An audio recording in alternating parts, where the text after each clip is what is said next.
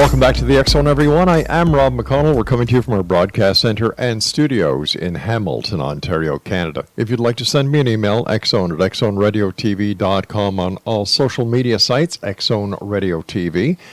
And for all the programming we have available for you 24/7, 365 on the X Zone Broadcast Network, visit www.xzbn.net.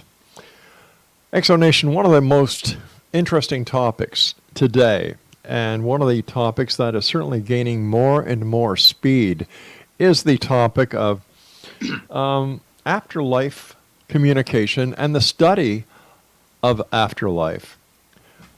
Over the past, I've had the pleasure of not only having Roberta Grimes on the X Zone, but producing her show that was broadcast here on the X Zone Broadcast Network and is still on many of our affiliates.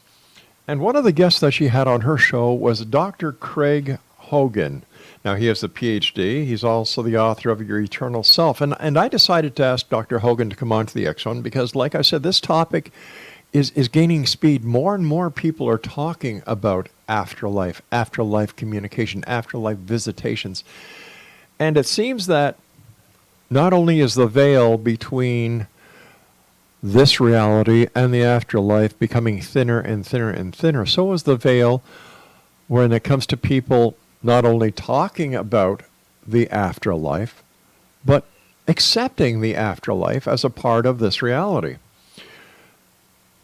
Dr. Hogan, as I said, is the author of Your Eternal Self, presenting the scientific evidence that the mind is not confined to the brain. The afterlife is a reality. People's minds are linked, and that mind affects the physical world.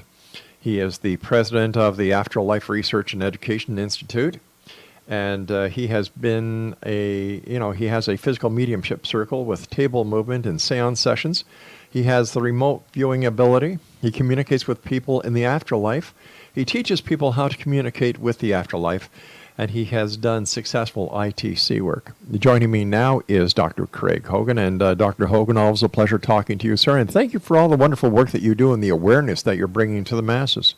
Well, thank you, Rob. It is something which is very close to my heart. We are, as you say, seeing a change in humanity, and are things that are opening up now that we just have to let people know about because we've got the facts. We know what the science is of the study of the afterlife. How did you become involved in afterlife study, sir? When I first found out that I have medium abilities and that I have psychic abilities, I realized then that the greater reality, the reality that's outside of this small piece of reality that we experience, is much greater, and that the people who have passed away from this reality have gone on to another realm. And so I began to become interested in communicating with them and helping other people to communicate with them. And so I started to develop methods of communication and study methods of communication, and we formed the Afterlife Research and Education Institute to try to help people to learn how to communicate themselves and to get the facilities that they need in order to be able to communicate. I would imagine that one of the most common questions that you would be asked is, why are you so certain, sir, that we continue to live after the body dies? Well, one of the reasons is that we know that the mind is not in the brain. So that's been established, and we know that from simple things like remote viewing. That we're able to sit down and we can focus on something that is thousands of miles away, right, and we can describe what it is. Somebody can put an object on a table and tell me I have an object on my table in New Jersey, and I can sit in my office in Illinois and I can tell them what that is, describe it for them, and identify what it is. And that means that the mind is not in the brain. It's not confined to the brain. And so that also means that when the brain ceases to function, mind keeps on going. And so we know that the mind is going afterwards because of the fact that people have communications with the afterlife, and we get messages back. We're getting hundreds of thousands of records of messages now. Some of these are on recordings. There was a medium named Leslie Flint from the 20th century who we have recordings of him sitting in a room and with just one person sitting there, and he would bring through their loved ones, that person's loved ones from the other side, and they would have conversations just like they were sitting at the breakfast table about their lives and about what was going on and what it was like on the next realm of life. And we have recordings of those now. Anybody can go and listen to those at the Leslie Flint Foundation or on one of my websites, adcguides.com. But they're available for anybody to listen to. So we've got the records. The people are communicating with us in a variety of ways. We have 16 different methods of communication. And so we're getting the records from them, and they are telling us the truths about the afterlife, about the reality of this life. And we're really, as you say, the veil is dropping, and we really are being able to communicate clearly with those on the other side. Dr. Hogan, how different is the realm on the other side compared to how we have been led to believe the realm is on the other side? Yeah, that's all fiction. There's a great mythology that's developed around what the afterlife is like. And the afterlife, when we go on to the next round, really it shouldn't be called the afterlife, because we're on a spiritual plane now. Right. The earth plane is a spiritual plane. So what we're doing is we're going from the earth plane over to another spiritual plane. But that spiritual plane is just like this one, and the reason is that it would be a shock to our systems if we went into another realm and it was very different. So the realm that we enter when we go on, when we drop the body and we go on, is just the same as this realm, except it doesn't have the negatives. And it has many things that are much more emphatic, much more impressive to us, to the people who pass over. For instance, there are colors that we don't see on this realm of life. There are sounds that we don't hear. There are experiences that people have there that they don't have on the earth plane. And so in those ways, it's even better. It's much better than on the earth plane. But none of the drawbacks are there. There is no death. There are no beginnings and endings, all of those sorts of things. So it is, some people, when they cross over, they think that they are just dreaming because the next plane of life is so much like this one that they don't realize that they've passed away. And so then they have to have people come and tell them. They have to be counseled to realize that they have passed away and they've gone on to the next plane of life. If there's a next plane of life, sir, does that mean there was a previous plane of life that we existed in prior to this one? What happens is that there is a higher self, and the higher self is who we are, and it is a bigger body. It has many selves in it, so there are many lives in this higher self. And the higher self has always existed. It had no beginnings. It will have no ends. But within that higher self, then there are individuals who will incarnate onto planes, such as the earth plane, and any of the other millions of other planes. And they will incarnate under those planes, and then they will become individuals. They'll grow up from infancy, and they will continue into adulthood if they live a full life, and then they will pass, and they will go back to the plane of reality that we have that's outside of this reality, the greater reality. And when they go there, then they are one with the higher self, and so then they can share experiences among the various people there who have had experiences on the earth plane. But we do grow from infancy into adulthood, and then we carry that on with us. So our personalities are exactly the same when we pass on to the next plane of life, and we do the same things, we have the same interests, and we gradually grow from there. And from there, then we become even more spiritually mature, more capable of using our mental faculties and using our spiritual faculties. And we then eventually can pass into being more like celestial beings. But we are the same person when we cross over that we are just before we pass away. All right, so help me understand if I have this right. We have to take a commercial second, so I'm going to commercial within a minute. So I'm just going to see if I can get this lined up correctly before we go to the break. So we've come here to basically learn, experience, and then we go to the next level. That's right. So in other words, it's like going to grad school. Ah, got you. All right, So- Doctor, please stand by. You and I have to take our first break. And Nation, my guest this hour is Dr. Craig Hogan.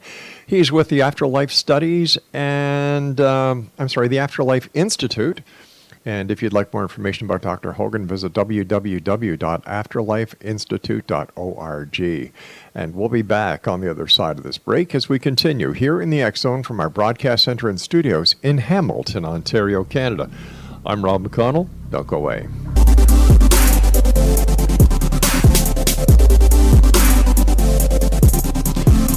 And welcome back, everyone. We're talking to our guest this hour, Dr. Craig Hogan. We're talking about afterlife studies and afterlife communication. If you'd like to find out more about Dr. Hogan, visit www.afterlifeinstitute.org.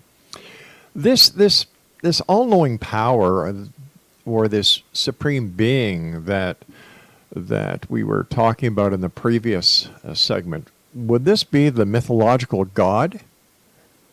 No, not in the sense of the Judeo-Christian God. That is not the God. Okay. There is nothing but God. Amit Goswami, the quantum physicist, said he had studied and had worked to try to understand the universe and reality and what was happening in physics and quantum mechanics. And he said he finally came down to the realization that it dawned on him one day, there is nothing but God. In other words, when we look for God, we are in the mind of God. We are the mind of God. We ourselves are part of that mind, but that's the source of creation. And out of the source of creation then bubbles up all of the things that we experience. And so we can't separate ourselves from God, but there is no God outside of us. There's no old man with a long beard sitting on a mountain someplace. And that is a mythology. It was served primitive peoples, but it is not true. We know that today. So what is our purpose here, sir?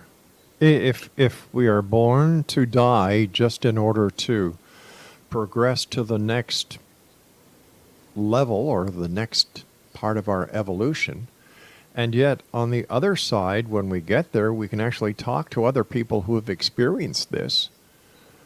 So why do we need to come here and experience the trials and tribulations of life? Yeah, and there are trials and tribulations, and that's the way that the Earth School is set up. We can't have those experiences without experiencing them. So in other words, people can tell us about it. Sure. Somebody could wave a magic wand and we could remember having experiences like that. But we can't really have the experiences until we have the experiences. And consciousness, and meaning all of consciousness that is all of humankind, can't grow experientially to become what it can become if we don't go through this period of time of going through the challenges, overcoming the challenges, learning from them, learning how to love and how to have compassion, how to accept other people. And if we don't go through the experience of learning those things, then we don't have that essence, that ability to love, that ability to have compassion. We have to go through the process of learning it. And in the Earth School, which is what we're in now, we have to grow up in Earth School starting as infants, and we learn all of the tricks and trades of the Earth School, but then we have to give them all up.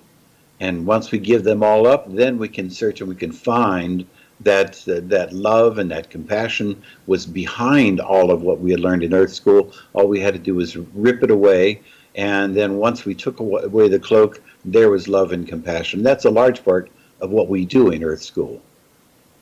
Are there other schools throughout the universe, or is the Earth School the school? There are millions of them. And so there are different planes, and they say on the other side, the way they describe it is there are different planes and spheres. And what they're indicating by planes and spheres is that there are extraterrestrials, for instance, and that they are different spiritual beings, but they are part of the one consciousness. They are part of what we are. And so we could have we chose to incarnate on the Earth plane, and we chose to go through the experiences in Earth School, but we could have chosen another plane, and we could have chosen another sphere, we could have chosen other circumstances, but we do plan this life. So we planned it before we made the decision to incarnate. We knew about our families before they even married each other. We knew about them before they conceived the fetus that would become the body that we would use in this lifetime. So we read the script. Yeah, we read the script. We cheated.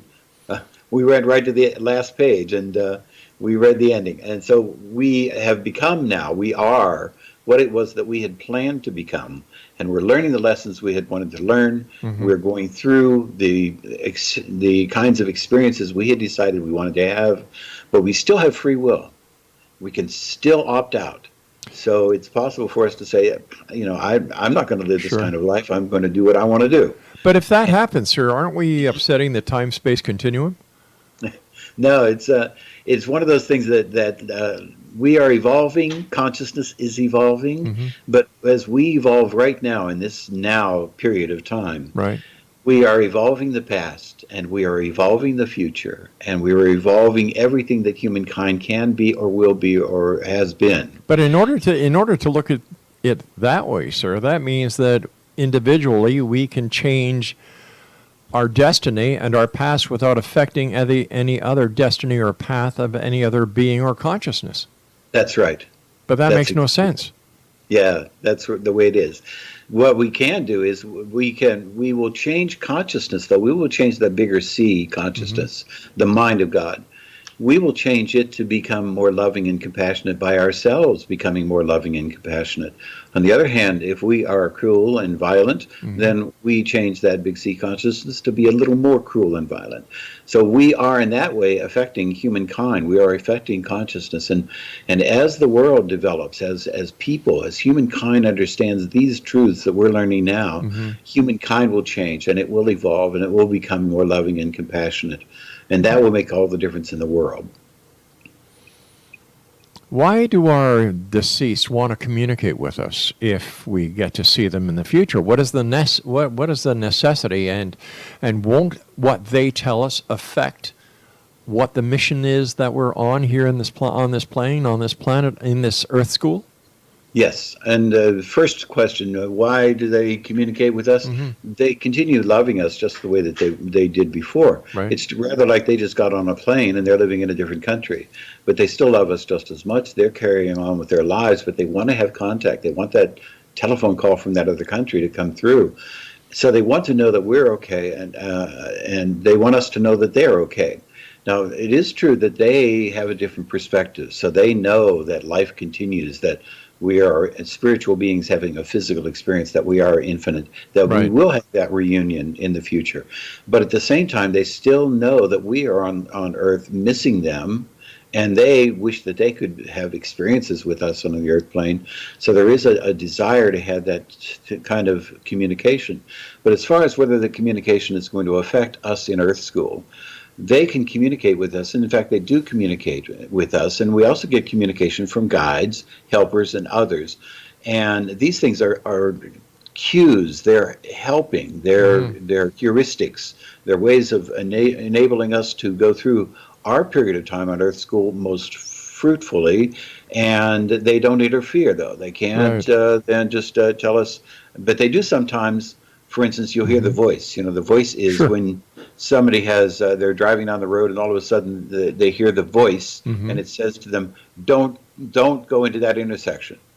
And that's a very common phenomenon, and that's because the person on the other side has been given permission to be able to help that person to avoid that accident that would have happened by giving them the voice, by saying, don't go into that intersection. We get the voice, we get communication all the time. They're always communicating with us. They want to communicate with us because they want to continue the relationship. We can still have an ongoing relationship with those who have crossed on to the next realm of life. All we have to do is learn how to communicate. But isn't there something else that they would rather be doing than just trying to communicate with us all the time? Like, what is their... All right, they've been to Earth School, they've gone back to the consciousness, or consciousness central for a lack of better words. Is that all they need to do, is communicate with us? What's the objective? What is the higher plan?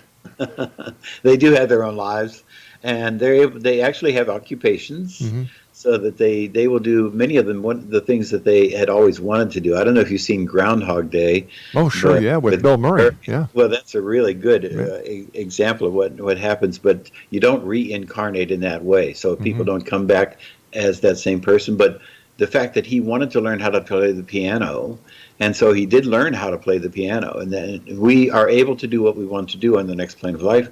People have occupations, Some of them are helpers who are helping people who cross over. Others are working as decorators in houses and building houses, and they have occupations. Well, wait a sec. Hold on. Are you telling me that in the next level there are physical houses, there are physical jobs? It sounds a lot Yes. like this Earth School.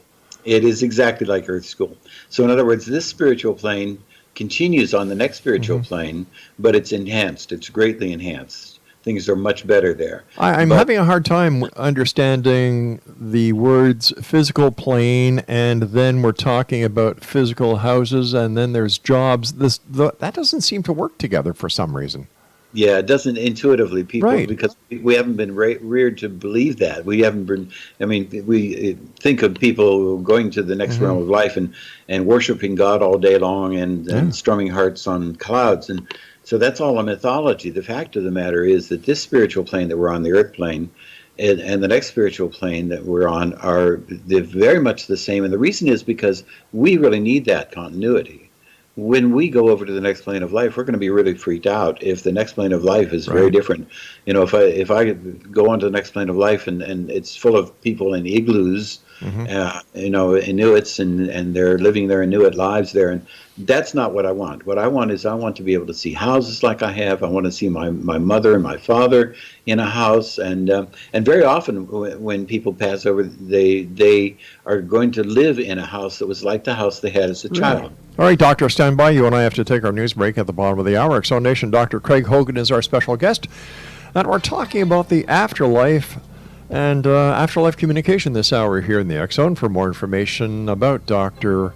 Hogan and the Afterlife Institute, visit www.afterlifeinstitute.org. This is the X Zone. I'm Rob McConnell. We'll be back on the other side of the news. Don't go away.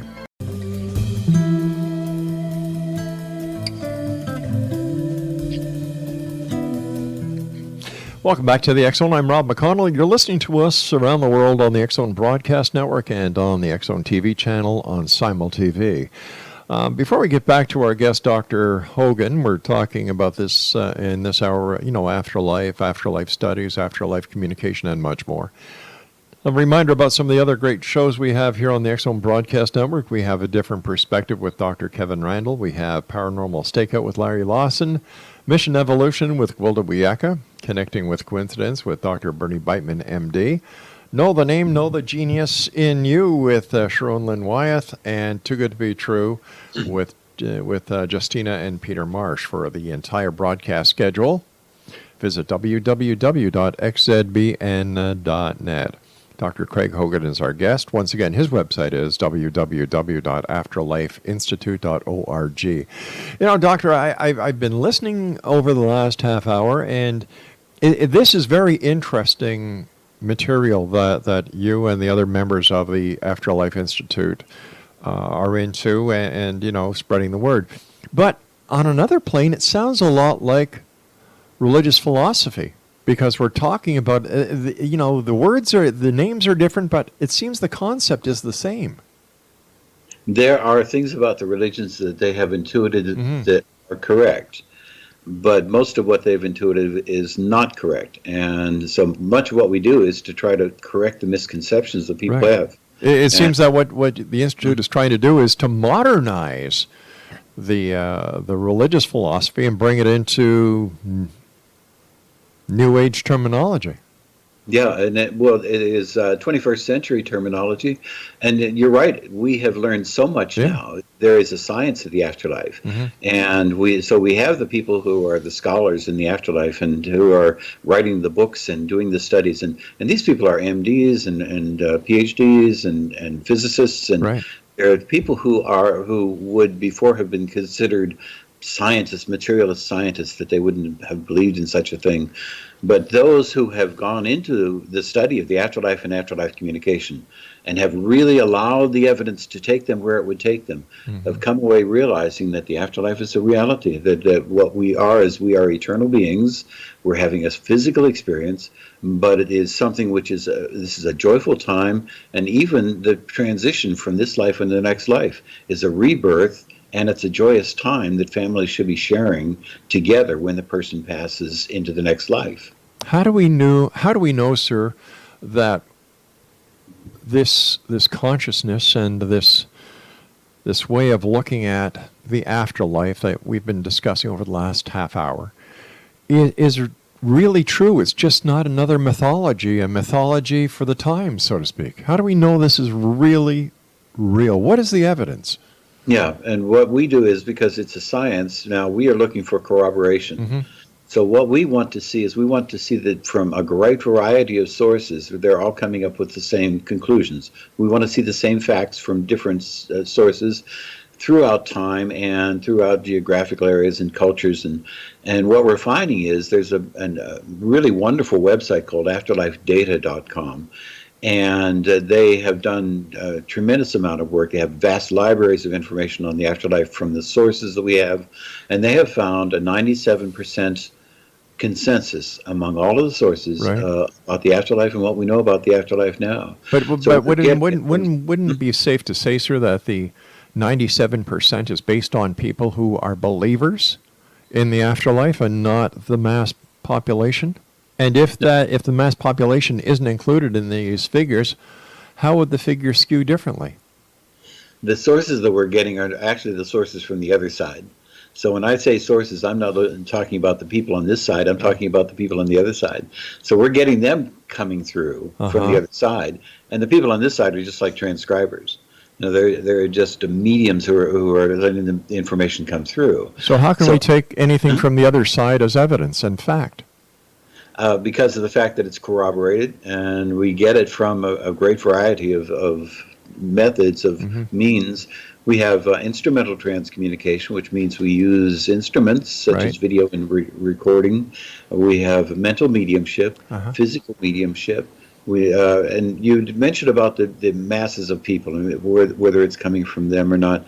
We are having parents now who are learning how to communicate with their children.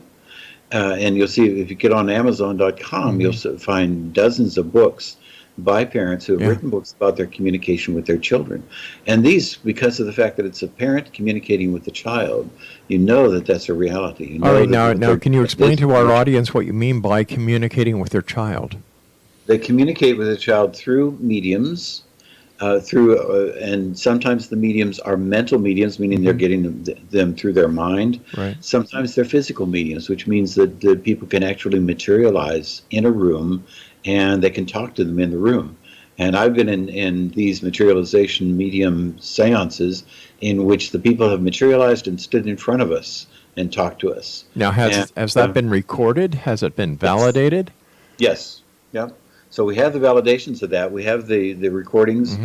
There are recordings now in infrared, as well as recordings in audio, and some of them now are being recorded in full light. So we are getting the recordings from them in various means, and they've been validated. The medium, who is a physical medium, is confined to a chair, is strapped to a chair, and everyone who comes to the seance then will examine the chair, examine the straps. They're zip tied to the chair so they can't get out. So we know that it isn't the medium. Their mouths are bound with tape. In the case of Leslie Flint, who was a direct voice medium, they actually gave him pink liquid to put into his mouth, and then he had to spit it out afterwards, and just to prove that he had not been using his voice. They put a throat microphone on him to prove it wasn't his voice. And so we've had validations of the fact that these are the people coming through, and they have wonderful things to say to us. So that's just another area of validations. Now, when you were talking about communication between parents and the children, you're naturally talking about children who have passed away or died or were stillborns or prior to birth. What are we talking about here? Yeah, we're talking about the children who have passed away. And the communication is with the children, and it can be children of any age. Right. It can also be children who have not come to term for any reason, for abortion, for stillbirth, anything. We know that those children, if they're loved by the parents on this side, they are born into the next realm of life, on that next plane of life, and they then are reared there. They actually grow up there. And the reunion that happens when the parents come over to the next plane of life, the reunion is with that child who has grown up and is the age that the child would have been on the earth plane. Now, and we have those recordings too. Okay, now if a child who, let's say, dies at a very young age, goes to the next plane, and their spirit evolves to being a person. When mom and dad pass, then they're met by the person who's on the other side, who would be the actual age today compared to when they passed away. Does the person keep on getting old? How does the age work? Because once again, sure, if on the other side you keep on getting older, what do you turn into? Yeah. Well, what happens is on the other side, a person who is elderly, for instance, a person who is in advanced adulthood, then will have the body that they just would have preferred to have. They don't have to ask for it. It's simply something that they have as their body. And the body is usually in their 20s and 30s. So we know that these people then are at that level. The children who go over and grow up on the next plane will grow up into that level, into that age. And so then the people who are living there are in the prime of life. There is no beginning and no ending. There is no ending to it. So we don't have to worry about them maturing and then going into the next realm. They can stay there. We have there's a book by Anthony Borgia that I recommend for everybody called Life in the World Unseen. And in Borgia's book, he takes people through the afterlife and what it's like there, and takes them on tours. And there is a person there who said he has been there for 1,000 of Earth's years. And we have Leslie Flint, who was the medium from the 20th century, who had people come through in his seances. And Confucius came through. We had soldiers from the Roman Empire come through, and they were all the individuals, and they had not gone on to be something else. They had stayed in the next realm of life. But what about the people, for example, before humanity of that we know, Confucius, the Roman Empire? What about Neanderthals? Are they also there, or is this consciousness very selective on who gets in and who doesn't get in? We've never communicated with a Neanderthal. Why not? We have never had that instance. And most of the reason for that is the fact that the people who communicate with us are our loved ones. So they're people who are from the recent past.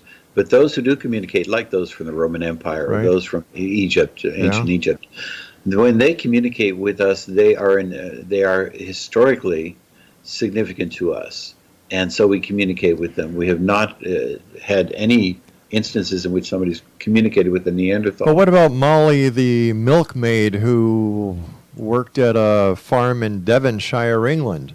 Why is it always somebody famous or somebody that is known? Why isn't it just sometimes a member of the public who wants to make the communication? Yeah, and that does happen. And Leslie Flint, the medium I was telling you about from the 20th century, had people come through in order to help us to understand what happens in the afterlife. But he had a great variety of people come through. He had a man who was a highwayman. Right. He had a hangman come through and describe what happened to him. He had a woman who was a Salvation Army worker. All right, Craig, I hate to do this, but we've got to take our final break. Please stand by. And Exonation, when we return, we'll wrap up this hour with our special guest this hour, Dr. Craig Hogan, his website, afterlifeinstitute.org. Don't go away. We'll be right back.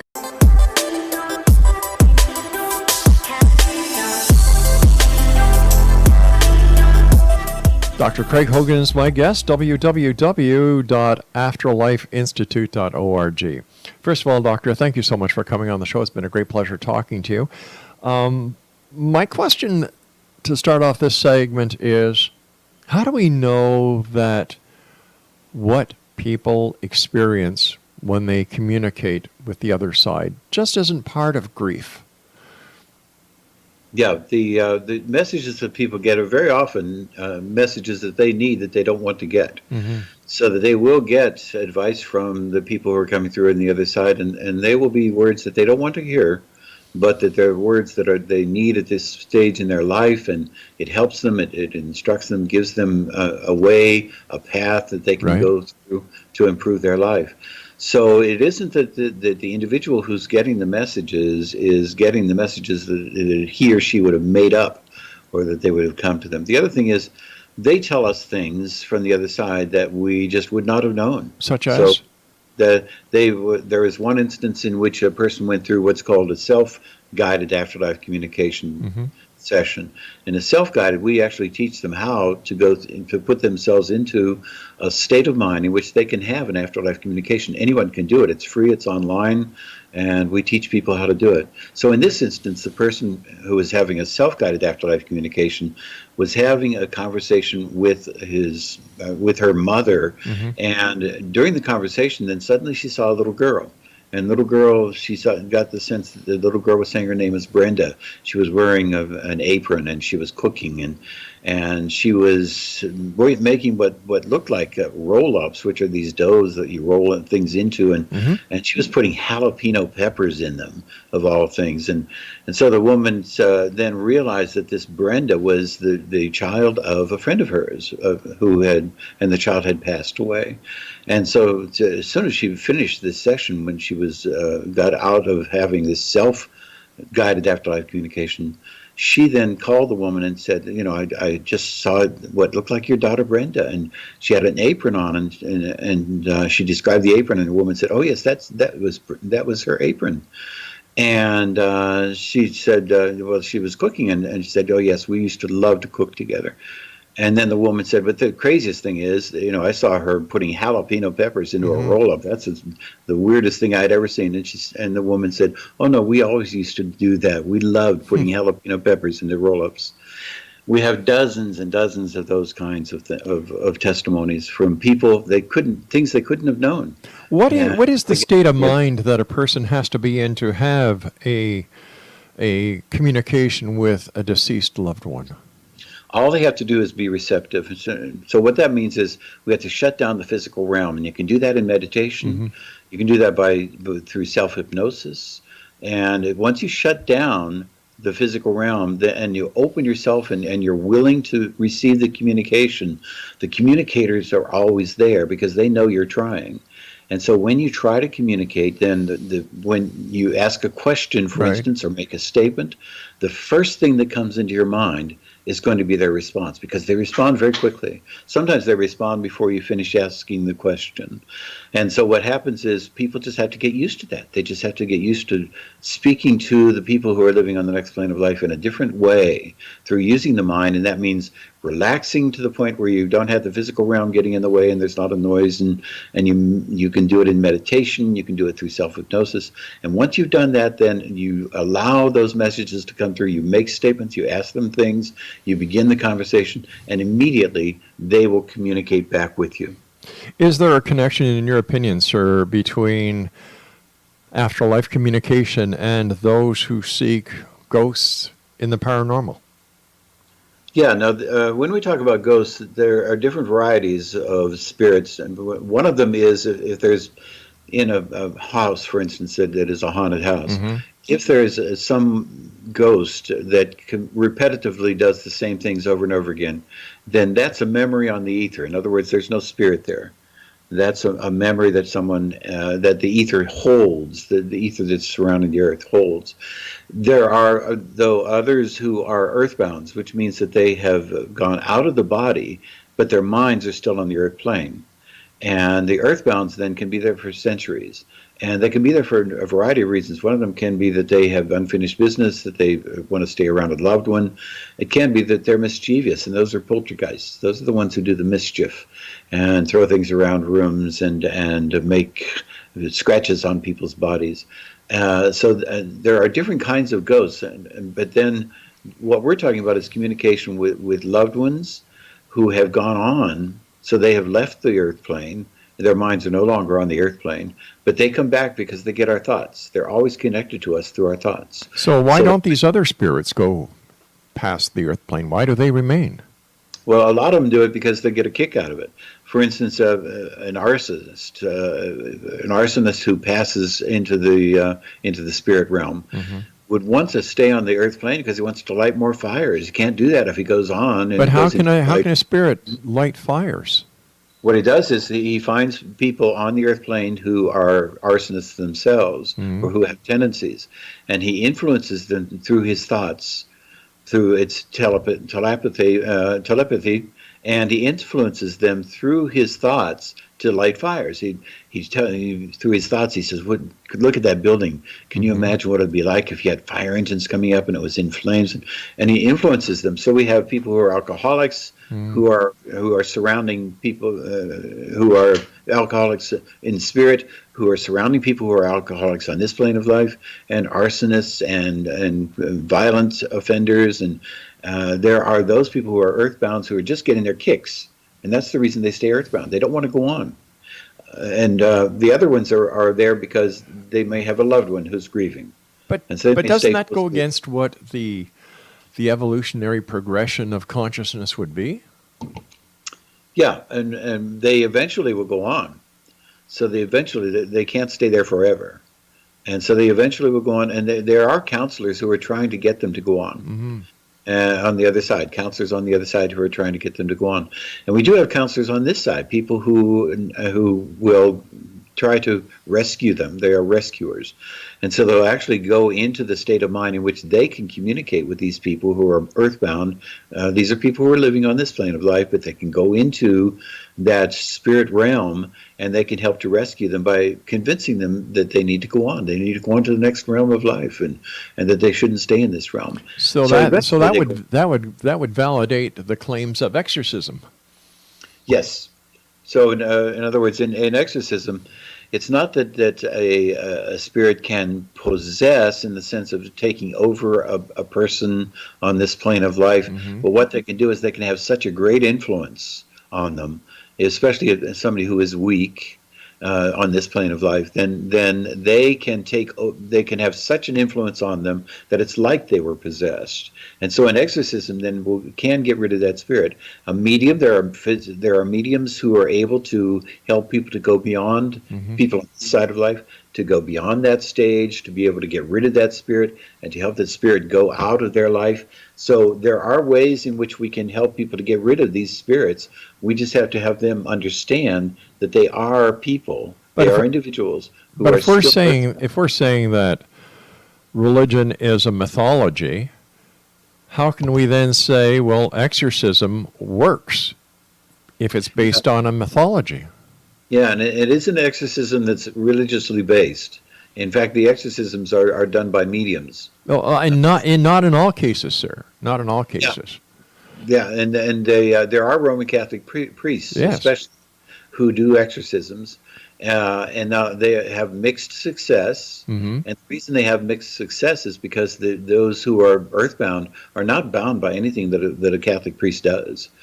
They will continue to do what they do if they want to. Right. But on the other hand, they will realize if they come into that situation that they are not wanted. They may not have realized that before. They realize they're not wanted, and so many of them will leave just because of the fact that it's inhospitable for them. They're not wanted. They finally realize that that's true, and they will go. So why would a medium have better? Why would a medium have better success? Well, the medium is able to find out why the person's there. So why is that person in the house? Why is that poltergeist there? And what is it that they're trying to communicate? Right. And then sometimes the family that lives there can make arrangements with the poltergeist so they don't have to leave. For instance, saying that the poltergeist is only going to stick around during the daytime or something like that, and it's not going to frighten guests who come in.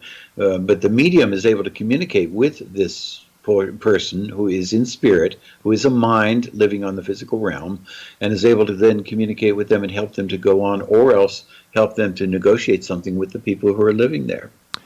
Dr. Hogan, the time when you and I must say so long has come. Quickly let our listeners know how they can find out more about you and how they can find out more about the Afterlife Institute. Yeah, I would love to have anybody who wants to go to afterlifeinstitute.org, and you can communicate with me through that. You can also send me email if you want at r.craig.hogan@afterlifeinstitute.org. Dr. Craig Hogan, thank you very much, sir. Continued success, and we look forward to the next time you and I meet here in the X Zone or on the other side. All right, X Zone Nation, I'll be back on the other side of this commercial break with the news as we continue here in the X Zone from our broadcast center and studios in Hamilton, Ontario, Canada. Are you a believer or, like me on this one, a skeptic? I don't know.